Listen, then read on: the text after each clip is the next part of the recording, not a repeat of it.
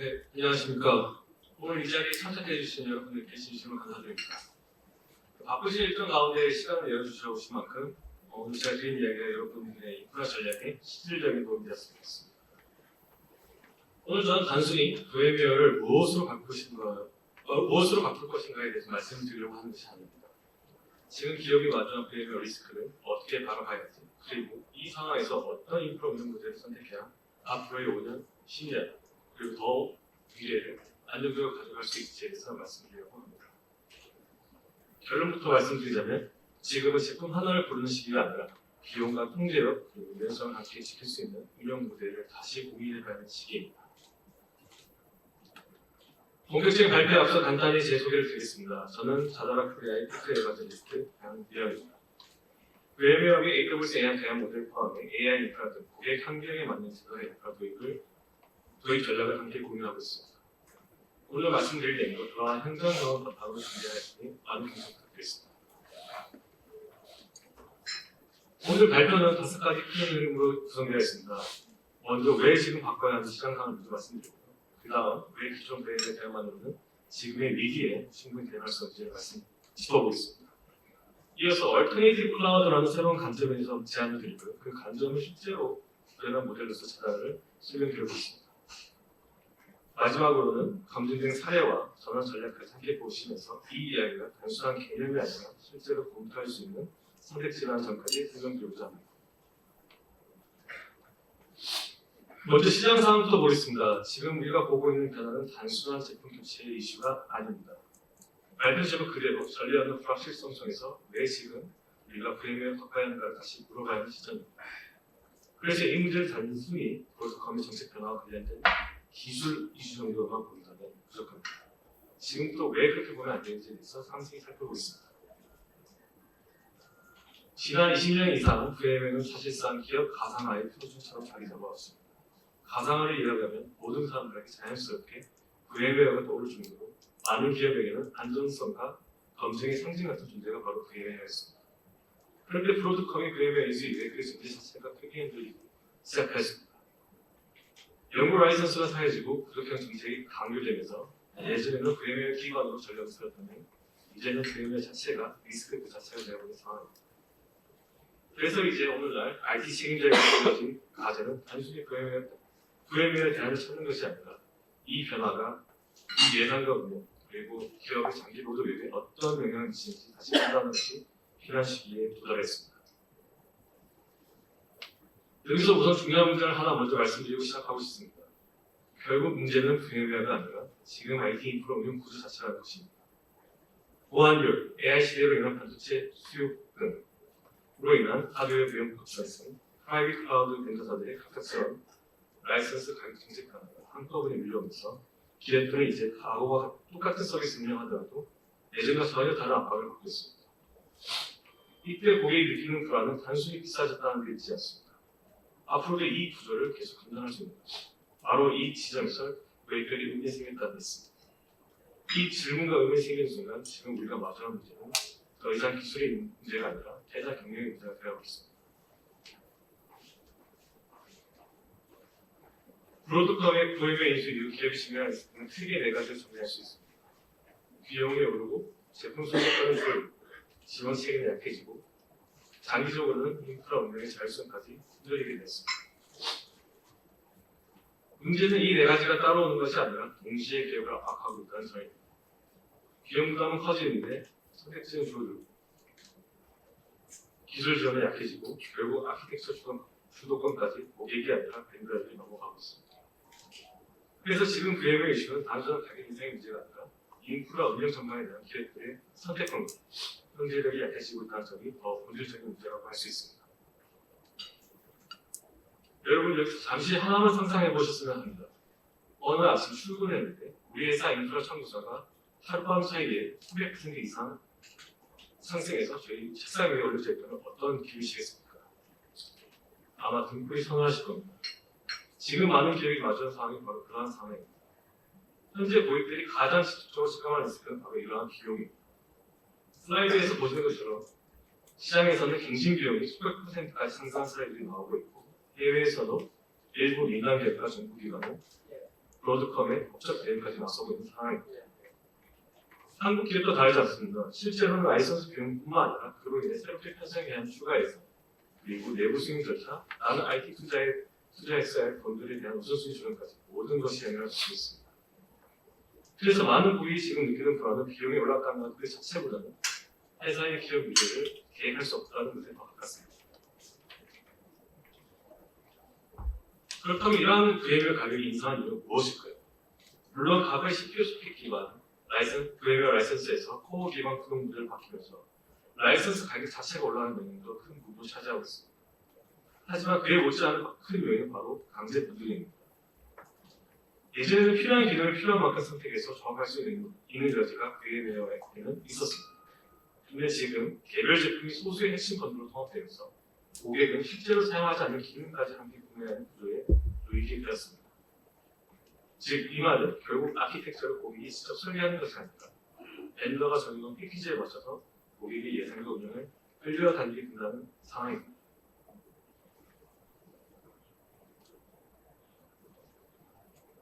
앞서 비용적인 한계에 초점을 맞춰서 제가 말씀을 드렸지만 사실 이것보다 더 현장에서 더 많이 듣게 되는 지점은 또 따로 있습니다. 바로 VMware 파트너 생태계와 지원 체계의 붕괴라는 유령 같은 리스크입니다. 왜 유령같다고 제가 말씀드린 데에서는 그 이유를 지금부터 차근차근 설명드리겠습니다. 브로드컴은 수익성이 좋은 파트너 위주로만 파트너십을 유지하고 그 외의 파트너와 관계 사업은 현재 계약을 해지하고 있는 상황입니다. 기업 입장에서는 이러한 비용 인상 자체는 당장 눈에 보이는 숫자의 문제입니다. 하지만 이러한 지원 시기의 약화는 눈에 보이지 않고 평상시에 드러나지 않습니다. 그러나 결정적인 장애가 터지는 순간 우리가 가장 취약해졌을 때 이로써 우리는 그 대가를 마주하게 됩니다. 수익성 위주의 파트너 이슈로 인해 로컬 지원 인프라가 줄어드는 것은 단순히 지원 시간이 바뀌는 것이 아니라 우리가 위기시에 기댈 수 있는 안정감이 사라진다는 뜻입니다. 특히 한국 시장은 글로벌 표준과는 다른 독특한 구조를 가지고 있습니다.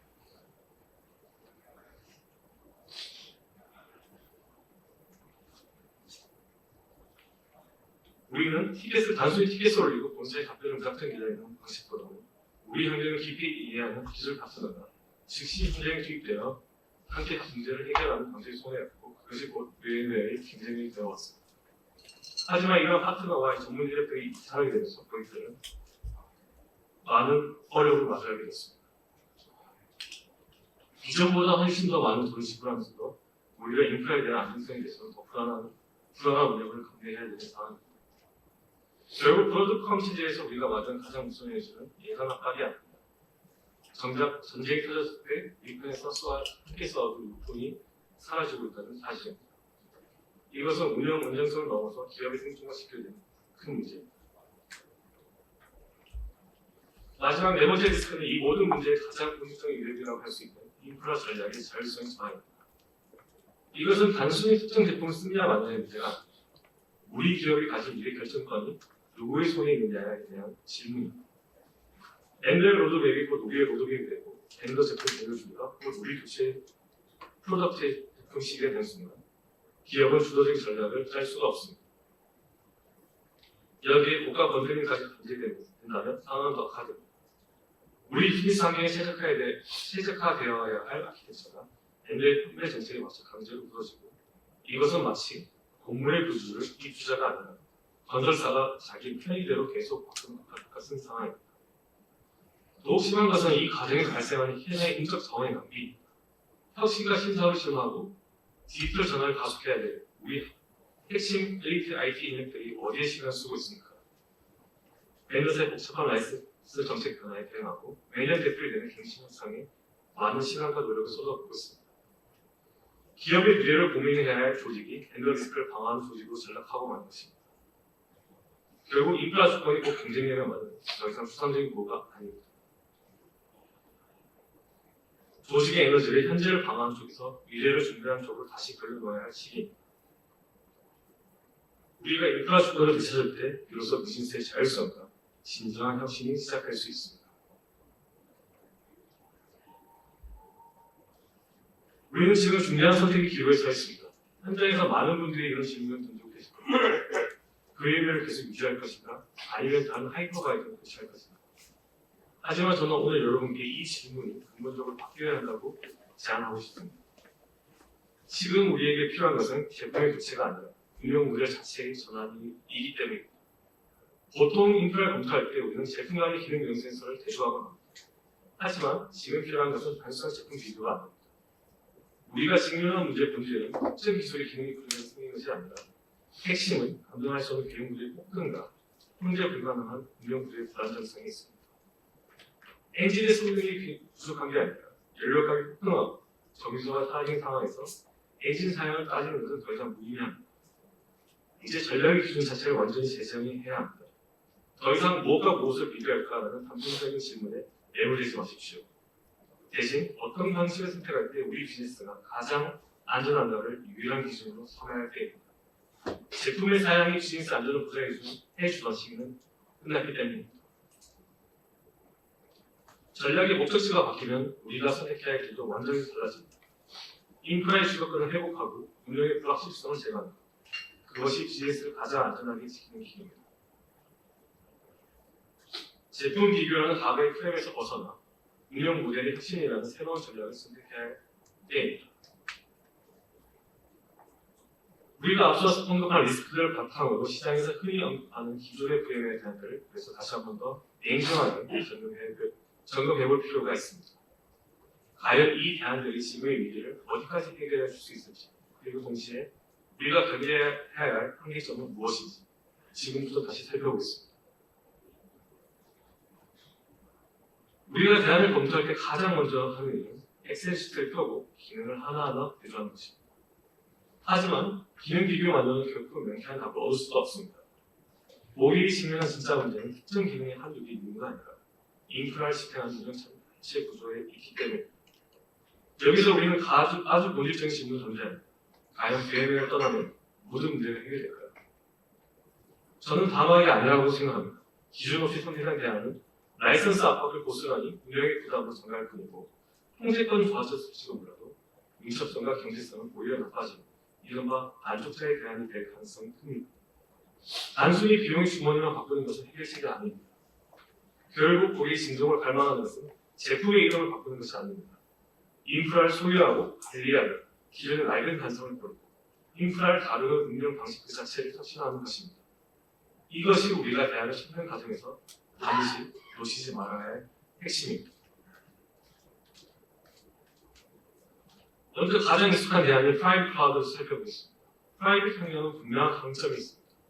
물리적으로 통제 가능한 환경을 제공하며 강력한 보안과 집중적인 거버넌스 확보가 가능합니다. 특히 기업이 가장 예민하게 생각하는 데이터 조건, 이러한 측면에서 확실한 안정감을 주는 선택지입니다. 하지만 장점만큼이나 운영 구조의 한계도 명확합니다. 여전히 무거운 방식이기 때문입니다. 하드웨어를 먼저 구매해야 하고 정교한 유지 보수 및 용량 대액을 사전에 철저하게 해야 합니다. 게다가 소프트웨어, 하드웨어, 유지 보수 계획을 각각 다른 기업들과 체계해야 하고 그에 따라서 관리를 해야 하는 번거로움도 여전히 존재합니다. 즉 통제를 얻었을지 몰라도 운영은 여전히 고정비 중심 구조에서 벗어나지 못하는 것이 바로 그 프라이빗 클라우드 솔루션의 한계입니다. 결론적으로 프라이빗 클라우드 솔루션은 VM을 대체하는 제품의 선택지는 될 수 있지만 운영 방식을 더 유연하게 바꾸는 모델 전환으로 가기에는 명확한 한계가 있습니다. 결국 보안과 통제라는 가치를 얻는 대신에 민첩성과 기업효율성이라는 더 중요한 가치를 이상하게 될 수 있다는 점을 우리는 반드시 기억해야 합니다. 반대로 퍼블릭 클라우드는 어떻습니까? 시작은 그야말로 매력적입니다. 인프라가 준비될 때까지 기다릴 필요 없이 즉시 서비스를 시작할 수 있고 비즈니스 상황에 맞춰 필요한 만큼 늘리고 주인을 위하는 그야말로 독보적입니다.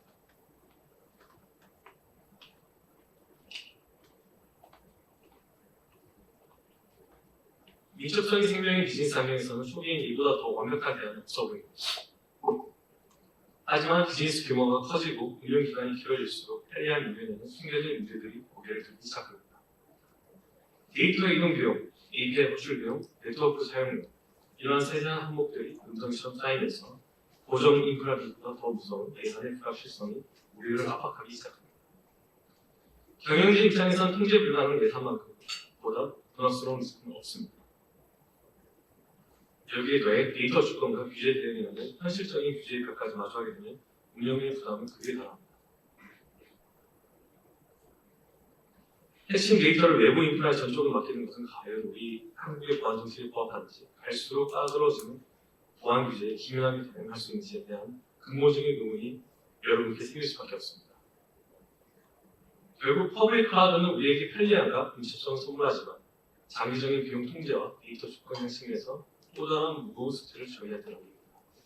우리가 원하는 진정한 대안은 이 편리함을 유지하면서도 비용과 주권의 주도권을 잃지 않는 모델이어야지만 우리가 찾는 대안이라고 할 수 있습니다. 결국 제가 도달하는 결론이 이겁니다. 고객이 정말로 원하는 것은 단순한 대체 제품이 아닙니다. 바로 고객이 비즈니스에 최적화된 운영 모델이지만 바로 그것입니다. 현장의 목소리는 생각보다 명확하고 구체적입니다. 재무적으로는 한치 앞을 알 수 없는 비용이 아니라 예측 가능한 비용 구조를 원합니다. 실무적으로는 끝도 없는 패치와 하드웨어 관리하는 유지 보수의 불안에서 완전히 해방되길 원합니다. 동시에 프라이빗 클라우드의 데이터 주권과 통제권을 확실히 강화하면서 퍼블릭 클라우드처럼 유연하게 인프라를 운영하고 싶어합니다.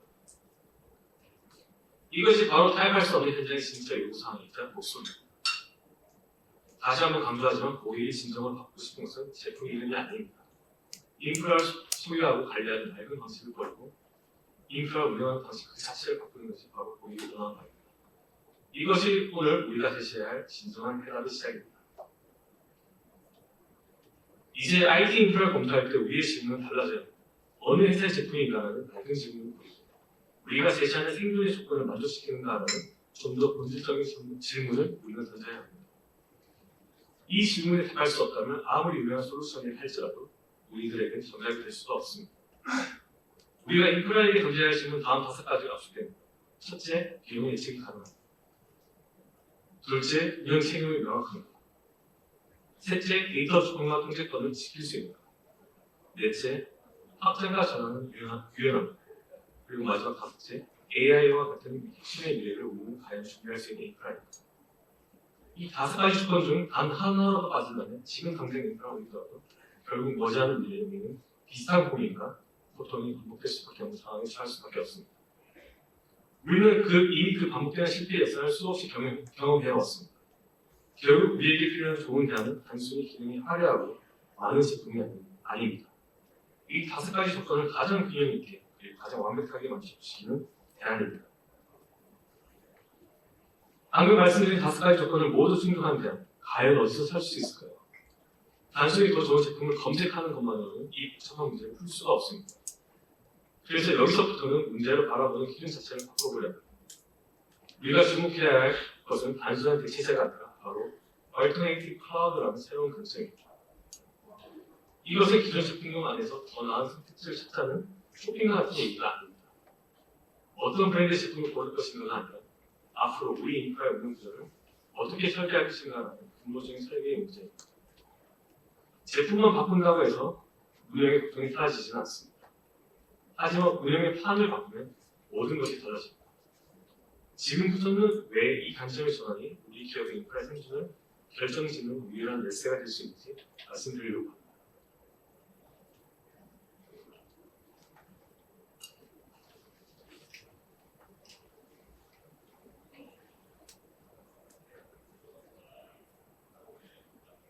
얼터네이티브 클라우드는 바로 그러한 관점에 대한 제안입니다.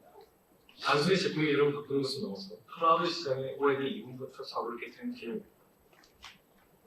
이것은 퍼블릭 클라우드의 민첩성도 포기할 수 없고 프라이빗 클라우드의 통계력도 놓칠 수 없는 우리들에게 둘 중 하나만 고르라는 책임과 강요를 이제 멈추자는 선언입니다. 우리의 목표는 이상적인 기술론에 머무는 것이 아닙니다. 고객이 가장 현실적인 요구 조건에 맞춰 인프라 운영 모델을 처음부터 다시 설계하자는 것입니다. 퍼블릭처럼 유연하게 쓰면서도 프라이빗처럼 우리가 완벽하게 시작할 수 있는 이 불가능해 보이던 조합을 실현하는 것이 바로 얼터네이티브 클라우드의 본질입니다. 따라서 이것은 하이퍼바이저를 무엇으로 바꿀 것인가 라고 하는 낮은 차원의 기술 선택의 문제가 아닙니다. 우리의 소중한 IT 자산의 인프라를 어떤 방식으로 운영하고 어떤 가치로 소비할 것인가 이에 대한 근본적인 질문이자 대답을 바라보는 관점입니다. 결국 오늘 제가 드리는 제안은 단순한 제품 비교가 아닙니다.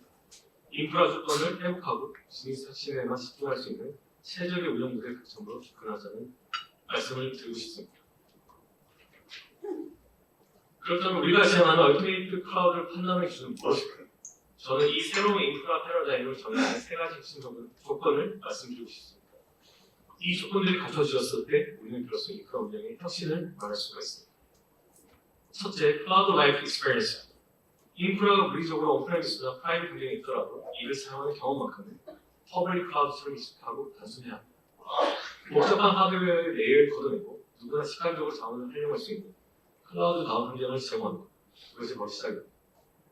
두 번째는 매직 오퍼레이션입니다. 이름만 클라우드로 바꾸고 고객이 구축부터 업그레이드, 장애 되는까지 모든 책임을 직접 지고 있다면 그것은 낡은 운영 모델의 반복일 뿐입니다. 진정한 혁신은 고객이 인프라 유지하는 보수, 무거운 늪에서 완전히 벗어나 기업의 미래가 있다니 더 중요한 비즈니스 가치에 집중할 수 있느냐에 달려있습니다. 세 번째는 플렉서블 이코노믹스입니다. 더 이상 대규모 선투자와 보증 비용에 압박이 시달릴 필요가 없습니다. 실제 사용량과 비즈니스 성장 속도에 맞춰 인프라를 유연하게 확장하고 비용을 지불할 수 있는 구조가 필요합니다. 그래야만 불필요한 자원 낭비를 줄이고 재무적 예측 가능성을 확보할 수 있습니다. 단순하고 관리되며 유연한 이 세 가지 조건을 결합할 때 비로소 우리는 벤더 정책에 끌려나지 않고 진정한 인프라 자율성을 확보하게 됩니다. 이제 이 조건들을 실제로 구현해낸 구체적인 솔루션을 확인해 보겠습니다.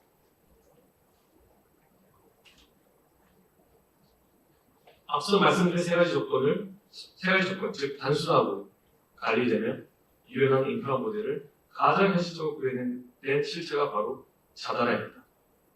자다라는 단순한 기술 집합이 아니라 시장의 갈등을 해소하기 위해 탄생했습니다. 자다의 시작점은 명확합니다. 퍼블릭 클라우드처럼 익숙하고 빠르게 인프라를 사용하고 싶지만 동시에 비용을 더 예측 가능하게 관리하고 싶고 운영과 통제는 우리 손안에서 더 안정적으로 가져가고 싶다는 고객의 절실한 요구가 바로 자다를 만들었습니다. 그 결과 자다라는 퍼블릭 클라우드의 익숙한 사용 경험과 호환성을 그대로 유지하면서도 재무적으로는 훨씬 더 예측 가능한 비용들을 제공합니다. 동시에 물리적으로는 우리 방화벽 안에서 프라이빗 수준의 강력한 통제력을 함께 생산합니다. 이것이 자다라가 정의하는 최적의 운영 모델입니다. 그래서 저는 감히 말씀드립니다. 자다를 단순한 비행의 대신 솔루션으로만 바라본다면 그것은 자다라가 가진 진정한 가치에 절반만 보게 되는 것입니다. 자다라는 단순한 교체가 아니라 인프라의 미래를 재설계하는 완벽한 파트너입니다. 자다라는 프라이빗 클라우드와 퍼블릭 클라우드의 장점을 한 그릇에 담은 혁신적인 운영 구조입니다. 프라이빗 환경에 준 데이터의 조건, 전용적, 그리고 강력한 보안과 성능은 그대로 유지하십시오. 동시에 퍼블릭 클라우드의 장점은 오펙스 기반의 비용 저하, 확장성, 그리고 전문가가 대신 관리해주는 완전 관리형 운영의 편안함을 저희는 함께 제공하고 있습니다. 그리고 이 운영 구조의 중심은 자다라만의 세 가지 제로 전략이 있습니다. 초기 투자 제로, 시작부터 거래하는 예산을 하드웨어에 묶어둘 필요가 없습니다. 벤더 락킹 제로, 특정 기술과 벤더 정책에 과도하게 정책되지 않는 진정한 인프라 조건을 저희는 고객들에게 드리고 있습니다. 하드웨어 건강 삼각 부담 제로, 주기적으로 돌아오는 고통스러운 하드웨어 교체와 성능 저하의 리스크로부터 완전히 해방될 수 있습니다. 이 세 가지가 중요한 이유는 명확합니다. 고객이 현장에서 실제로 가장 부담스러워하는 지점을 정확히 파악하여 줄여주고 있기 때문입니다. 큰 비용을 먼저 선투자할 필요가 없습니다. 특정 밴드에 휘둘리지 않으며 하드웨어 수용 주기에 신경 쓰지 마시고 그 모든 회사의 에너지를 오직 고객들의 비즈니스 혁신에만 집중하십시오. 이것이 자다라가 지향하는 실질적인 해답입니다. 이제 이러한 추상적인 관점의 의미를 보고 실제로 정말 구현해낸 자다란 해답에 대해서 조금 더 구체적으로 살펴보겠습니다. 앞선 파트에서는 우리가 어떤 눈으로 IT 인프라를 바라봐야 할지 그 기준을 말씀드렸다면 지금부터는 그 기준이 자다라는 모델을 통해 어떤 가치와 구조로 실현되는지에 대해서 말씀드리도록 하겠습니다.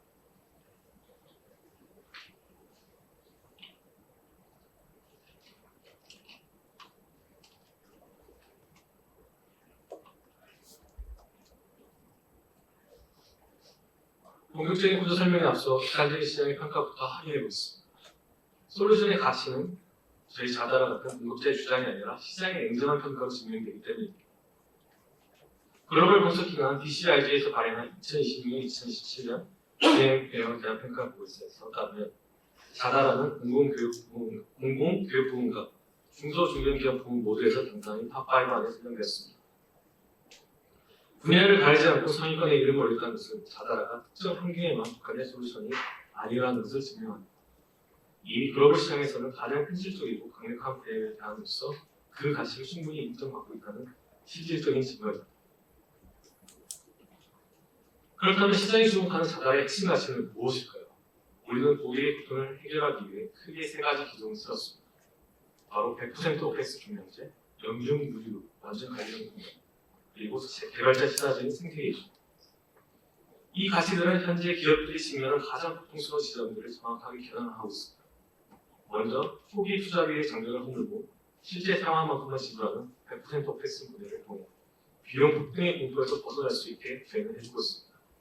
또한 90% 업그레이드, 장애 대응까지 자다의 전문가들이 직접 책임지는 완전 관련 서비스를 제공하여 여러분의 인력이 더 이상 소모적인 인플리부스가 아닌 더 가치 있는 비즈니스 혁신에만 집중할 수 있는 환경을 저희는 만들어주고 있습니다. 마지막으로는 개발자 친화적인 생태계입니다. 자다라는 AWS API와 같은 보안성은 물론 테라폼, 앤서블 같은 최신 IAC 도구들을 그대로 지원합니다. 이는 기존의 기술 자산과 아닌 인적 역량을 그대로 유지하면서도 특정 밴드에 종속되지 않고 민첩하게 인프라를 확장할 수 있다는 뜻입니다. 결국 이 세 가지 가치는 단순히 기능의 나열이 아닙니다. 비용 폭등, 운영 부담, 밴드 종속이라는 이 세 가지 치명적인 리스크를 근본적으로 제거하기 위해 설계된 자다라만의 전략적인 해법입니다.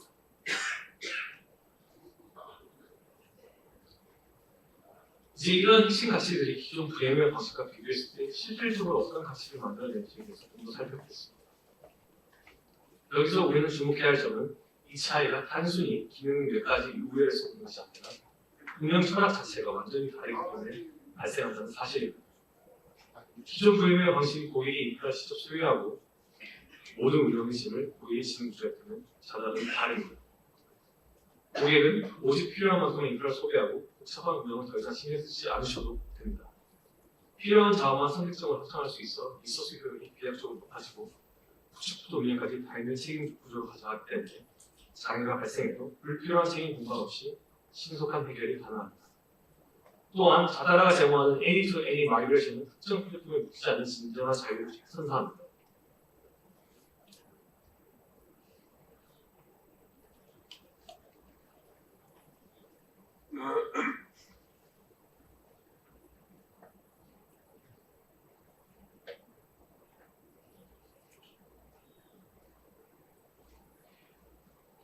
필요에 따라 구조를 유연하게 변경할 수 있고 여기에 퍼블릭과 프라이버시 넘나드는 대치 유연성까지 가지면 인프라는 비즈니스의 제약이 아닙니다. 비즈니스를 가속하는 엔진입니다. 이제 인프라가 기업의 발목을 잡는 것이 아니라 비즈니스의 속도에 맞춰 유연하게 움직이게 되는 것입니다. 앞서 말씀드린 운영 철학 차이가 실제 아키텍처에서 어떻게 구현되는지 가장 분명하게 보여준 장표가 바로 이 장표입니다. 화면에 보이는 구성은 다소 복잡해 보일 수 있습니다. 하지만 제가 전달하고자 하는 메시지는 단 하나입니다. 바로 복잡성의 완전한 제거입니다.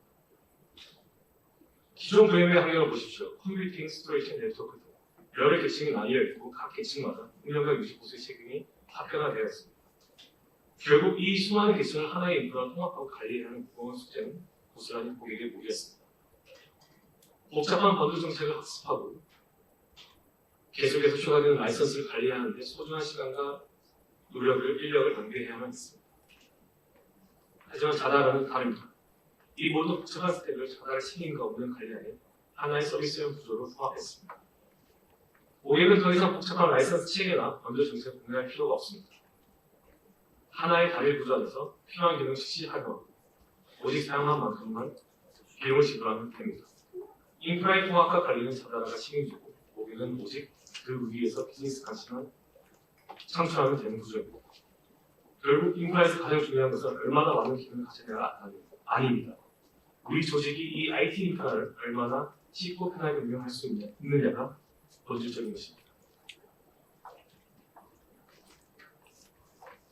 지금까지 설명드린 두 모델의 결정적인 차이를 한눈에 볼 수 있게 정리했습니다. 이 편은 단순히 기능의 요구를 말씀드린 것이 아닙니다. 인프라 운영의 윤리 중심이 어디에 있는지를 보여줍니다. 자체의 부유면은 여전히 고객에게 무거운 짐을 거대한 초기 투자와 고가의 권유는 실제 생명과 물가는 호호 기반의 가격, 복잡한 법률 구조는 큰 재무적 부담으로 고객들에게 닿습니다. 특히 운영 시절 책임져야 하는 것은 물론 3년에서 5년마다 찾아오는 하드웨어 교체 중에는 비용과 운영, 양 측면에서 피할 수 없는 큰 리스크가 됩니다. 반면 우측의 자산은 철저히 고객의 편의에 초점을 맞추고 있습니다. 100% 종량제를 통해 필요한 자원만큼만 필요하고 사용하실 자원만큼만 비용을 지불하시면 됩니다. 그리고 24시간 7일 365일 완전 관리형 서비스로 고객의 운행 짐을 자다라가 대신 짊어지고 있습니다. 무엇보다 주기적인 하드웨어와 소프트웨어 업그레이드가 우수한 업무로 지원되기 때문에 더 이상 인프라 노후화와 교체 비용을 걱정하실 필요가 없습니다. 결국 파업을 이루는 프라이빗은 장소에 상관없이 내가 사용한 만큼만 지불하는 동일한 비용 구조와 운영 경험을 누리는 것. 이것이 자다라가 제안하는 가장 현실적이고 가장 전략적인 대안의 실체입니다. 자다라가 제공하는 또 다른 강력한 장점은 바로 AWS 운영 경험이 단절 없이 그대로 이루어진다는 것입니다. 특히 AWS와 같은 퍼블릭 클라우드를 이미 경험해보신 고객들이라면 자다를 위해 완전히 새로운 기술들을 학습하실 필요가 없습니다. 여러분이 이미 잘 알고 계신 그 익숙한 운영 방식과 자동화 기법을 자다라에서도 그대로 사용하십시오. 장교의 좌우를 보시면 알 수 있듯이 AWS의 핵심 서비스인 EC2와 EBS 등을 자다라에서는 똑같이 1대1로 완벽하게 미치면서 제공하고 있습니다. 이것은 단순히 기능만 비슷한 것이 아니라 210개 이상의 AWS API와 포함되기 때문에 기존에 사용하시는 AWS CLI나 자동화 스크립트를 재교육이나 수정 없이 즉시 현장에서 재활용할 수가 있습니다. 결국 자다라는 기술 변화로 인해 발생한 조직의 혼란과 재교육 비용을 혁신적으로 줄여주는 선택지입니다. 환경은 바뀌지만 여러분의 손끝에 익은 운영 경험은 그대로 유지되는 것. 그것이 바로 자다라가 작은 또 다른 진정한 의미의 클라우드 경험입니다. 경험의 연속성에 대해서 말씀드리면 자연스럽게 따라 나오는 질문이 하나가 있습니다. 그렇다면 우리 비즈니스는 퍼블릭과 프라이빗 둘 중 하나만 반드시 선택해야 하는 겁니까? 라는 질문이 현장에서 많이 나옵니다. 비즈니스 초기에는 퍼블릭 클라우드가 확실히 유리해 보입니다. 작게 시작할 수 있고 파일을 교파하며 사용하면 내는 구조는 매우 매력적이기 때문이죠. 하지만 서비스 규모가 커지면 이야기가 달라집니다. 어느 임기점을 넘어선 순간 비용 구조가 역전되고 보안이나 데이터 축적 문제로 인해 구조를 옮겨야 하는 상황이 반드시 오게 되어 있습니다. 문제는 그 전환 과정에서 발생하는 엄청난 비용과 운영 리스크를 온전히 고객이 감수해야 한다는 점입니다. 자다라의 제안은 이 고통스러운 전환을 가장 자연스럽게 만드는 것입니다. 자다라 퍼블릭 클라우드를 찾기 시작하십시오. 그리고 하지만 비즈니스가 성장하여 크게 확장되면 프라이빗 클라우드로 옮기십시오. 자다라는 복잡한 라이선스 정책 변경이나 인프라 재설계 없이 동일한 운영 철학을 퍼블릭이나 프라이빗 클라우드에서 고스란히 누릴 수 있습니다. 결국 인프라가 비즈니스의 발목을 잡아서는 안 됩니다. 비즈니스 성장 단계에 따라 비용 구조와 인프라 배치 전략을 가장 유연하게 갖출 수 있는 것. 이것이 바로 자다라가 제공하는 지속적인 IT 인프라 전략의 핵심입니다. 또 하나 많은 고객이 체감하는 자다라의 가치는 바로 이 앞에서 여러 번 설명드렸던 유지 보수에서 완전히 벗어나는 경험입니다. 현재 인프라 운영팀의 일상을 한번 떠올려보십시오. 모니터링, 장애 처리, 보안 패치, 업그레이드, 그리고 하드웨어 교체 계획까지 늘 수많은 유지보수 업무를 끌어안고 떠돌리고 있습니다. 물론 이 모든 일들은 매우 중요합니다. 하지만 냉정하게 말해서 비즈니스의 직접적인 가치를 창출하는 일은 결코 아닙니다. 자다라가 이러한 운영 업무를 연중무휴 전담하게 되면 고객사의 IT 조직은 반복적인 인프라 유지보수 업무에서 벗어나 혁신에 쏟아볼 수 있게 되는 구조가 만들어지게 되는 것입니다. 특히 많은 조직이 가장 큰 부담을 느끼는 시점은 바로 3, 5년마다 돌아오는 하드웨어 교체와 하드웨어 전환 생각입니다. 그리고 그에 따른 고통스러운 데이터 마이그레이션이 바로 IT 인프라 운영팀에서 가장 싫어하는 점입니다. 하지만 자다라는 다릅니다. 서비스 이용 기간 동안 최신 하드웨어와 소프트웨어가 지속적으로 업그레이드되는 구조이기 때문입니다. 결국 자다라와 함께하는 인프라는 더 이상 직접 관리하고 책임져야 하는 무거운 자산이 아닙니다. 비즈니스 성장에 맞춰 필요한 만큼만 꺼내 쓰고 활용하는 진정한 의미의 클라우드 서비스입니다. 관리의 부담은 자유자라에게 맡기고 여러분은 오직 비즈니스의 성장에만 집중하십시오. 결국 자달을 도입한다는 것은 단순한 투자를 중이고 비용 절감 프로젝트가 아닙니다. 우리 기업의 IT 조직 역할을 단순히 운영해서 비즈니스 가치로 완전히 전환을 준비하는 전략적 선택입니다. 저는 이 부분이야말로 여기 계신 임원분들께서 가장 깊이 보셔야 할 대목이라고 생각합니다. 자달은 단순히 서버를 대신해 주는 것이 아닙니다. 여러분의 조직이 비즈니스 혁신의 엔진으로 거듭날 수 있는 시간의 자유를 드리는 것입니다. 정리해보겠습니다. 저는 자달을 현존은 가장 전략적인 대안이라고 자신 있게 말씀드립니다. 이것은 단순한 하이퍼바이저의 도시가 아닙니다. 경제성, 기술력, 그리고 전략적 자율성이라는 이 세 가지 가치를 한꺼번에 드릴 수 있고 확보할 수 있는 유일한 IT 인프라 구조이기 때문입니다.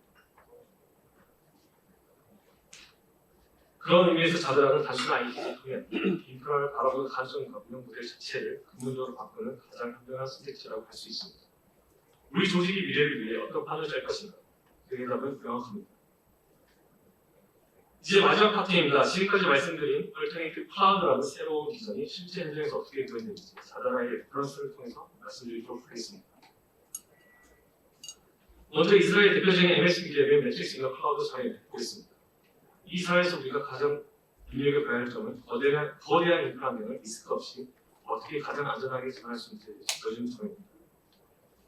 매트릭스 인너 클라우드 같은 경우에는 VMware 기반의 멀티텐ant 환경을 위해서 많은 비용을 감내해야 되고 이런 복잡성이랑 벽이 부딪혔습니다.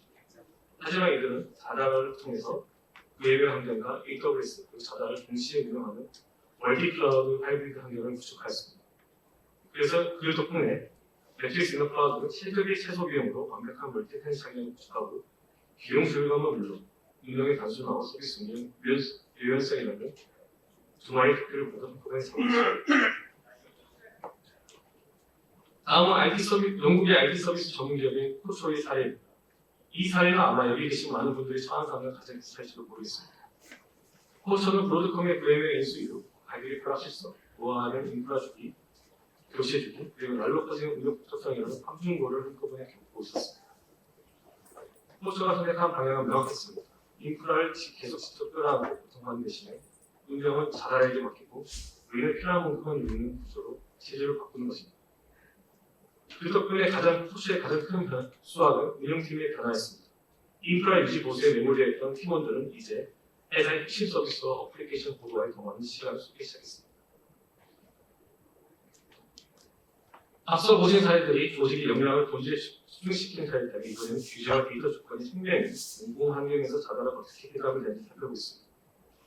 스페인의 정부기관은 EU의 까다로운 규제가 어떻게 충족하는 사업 환경을 이전해야 하는 과제를 갖고 있습니다.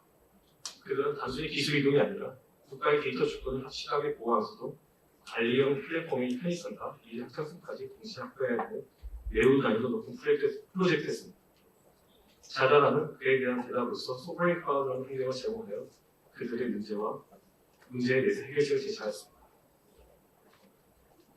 이 사례를 뜻하는 가장 보수적이고 까다로운 기준을 가진 정부기관이 바로 자달을 선택했던 사실입니다. 자달의 안전성이 이미 글로벌 수준에서 검증되었음을 뜻하는 바입니다. 이탈리아 교육부 사례는 또 다른 메시지를 던집니다. 이수중은 본래 VM에서 운영하는 교육 플랫폼은 AWS 이전한 방안을 심도 있게 검토하였습니다. 하지만 그들이 최종적으로 선택한 것은 AWS가 아니라 자달한 클라우드였습니다. 그들은 예산 통제 가능한 예측 가능한 비용을 확보하기 원했고 AWS보다 좀 더 경제적인 구조의 인프라를 원했기 때문에 자달을 선택하였고 그 결과 이탈리아 교육부는 AWS 대안으로서 자달을 선택하여 그들의 비용 구조를 획기적으로 획식할 수 있었습니다. 이 사례가 시사하는 건 명확합니다. 자달은 단순히 VMware 빈자리를 채우는 대체제가 아닙니다. 가장 강력한 AWS 대안이기도 하며 AWS 경험을 유지하면서 부담을 덜어내는 그것이 바로 자달가 증명한 가치입니다.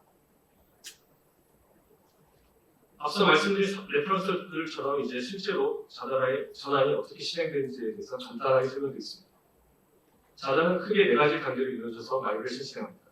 첫 번째는 분석입니다. 현재 운영 중인 워크로드를 분석하고 이간 우선순위를 정합니다. 두 번째는 설계입니다. 이 분석 결과 바탕으로 고객 환경에 가장 최적화된 구조를 짭니다. 세 번째는 마이그레이션입니다. 자달 환경에서 충분한 테스트를 거친 뒤 전용 마이그레이션 툴들을 활용하여 다운타임을 최소화하며 실제 데이터를 가져옵니다. 마지막은 최적화입니다. 이간된 리소스가 니즈에 맞게 돌아가는지 확인하고 유료 환경을 최종 검증합니다.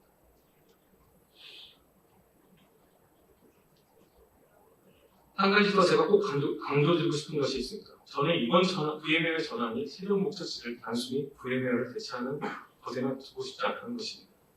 이 전환은 결국 우리 기업이 AI 팩토리로 나아가는 가장 강력한 출발점이 될 수 있기 때문입니다. 지금 기업이 인프라에 요구하는 것은 명확합니다. 여기저기 파편화된 인프라를 하나의 단일 통합 플랫폼으로 붙는 것. 그리고 기존의 레거시 업무와 미래의 AI 워크로드를 한 울타리 안에서 유연하게 운영되면서도 데이터 주권과 운영 통제력은 두 마리 토끼를 완벽하게 잡는 구조를 원하고 계십니다. 과거를 정리하고 미래를 준비하는 것, 이 두 가지가 동시에 가능할 때 진정한 인프라 혁신이 일어날 수 있습니다. 자다라가 어떻게 AI 인프라의 확장을 고쳐야 하는지에 대해서는 이어지는 다음 세션에서 좀 더 자세히 설명드리겠습니다. 이제 마지막으로 오늘 말씀드린 내용을 한 장으로 정리하겠습니다. 지금 우리는 VMware 리스크에 소동적으로 대응할 시점이 아니라 우리 조직이 향후 3년, 5년 운영 모델을 주도적으로 다시 설계해야 할 시점입니다. 중요한 것은 처음부터 거창한 전환을 선언하는 것이 아닙니다. 가장 부담이 적은 워크로드부터 하나부터 POC로 검증해보는 것이 가장 현실적입니다. 결국 무엇을 발표할 것인가보다 더 중요한 본질은 어떤 운영 모델로 우리의 미래를 준비할 것인가입니다. 오늘 제 발표가 여러분의 현명한 판단을 돕는 의미 있는 출발점이 되길 바랍니다. 이상으로 세션을 마치겠습니다. 경청해 주셔서 감사합니다.